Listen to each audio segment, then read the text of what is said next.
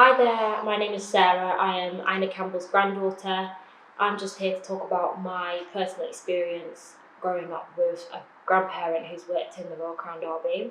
So, in terms of collecting the pieces, I think they are magnificent. There's a lot of history behind them. Um, the decor is absolutely beautiful. Pieces are done to like immaculate standard, and I'm not sure whether I would collect them, but I definitely would buy a few pieces. Growing up, my mum was always taking me to stately homes, or grand manor houses, so I'm very much used to seeing things of like these hanging on the walls or in mantelpieces of great homes, and because of that, seeing those things, coming to somewhere like here doesn't um, discomfort me in any sort of way, and I have really enjoyed my experience. Yeah, and likewise. Coming actually to the Crown Derby today has been quite a privilege, I think, experience, because I wasn't aware that you could even actually come in for a tour. So that's something in itself. And I grew up knowing that Mum worked here, so it's quite nice to actually go to the place and see where she actually worked so many years ago, and her to be able to still have the memory to describe what she used to do and the processes and so on.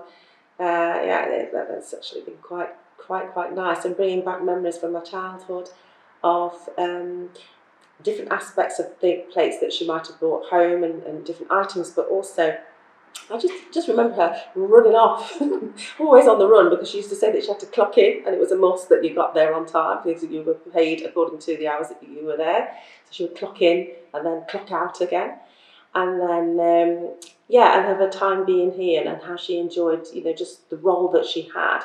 And I think, because that's how she is anyway, things need to be done properly, and so I think the role that she had here fitted her quite well, because inspecting items to see flaws or defects or whatever, she would want it to be done properly. So, she wouldn't put nothing on a shelf or to let it go to the next stage until she was satisfied that it was as perfect as it could be. So I think the role that she had actually suited her quite well. She takes pride in her work. Definitely. Yeah. And so, it's been a privilege being able to come here today and see some of the stuff that she used to do. And long may it continue, the opportunity really. And to be able to record it, I think, is really important, because otherwise the memories die with the people as they move. As they move on, either they retire or they move off to different places. The Caribbean people, they emigrate. So you lose some of these stories of these aspects. So to actually have it recorded it is really quite essential, to be fair. And then it will only pass down orally, usually, to the next generation, which would have been me, and that I have those memories of it from childhood. But for my children, one of them, obviously Sarah's here today, but she wouldn't have seen that direct connection, only heard it. She would see the plates evidenced in the house, but not really understand the connection of where it came from. So for both Sarah and myself to be able to be visit today is really quite something. So well done, Mum. Yeah, I was just going to touch on that to say that growing up, seeing all these different ornaments and plates and cups in the house, never really understanding the significance of them or why we had to, obviously look after them and they weren't allowed to be used. But now coming here and seeing having the tour of the whole factory has opened my eyes to the whole process. It's a very long process. It's very skilled.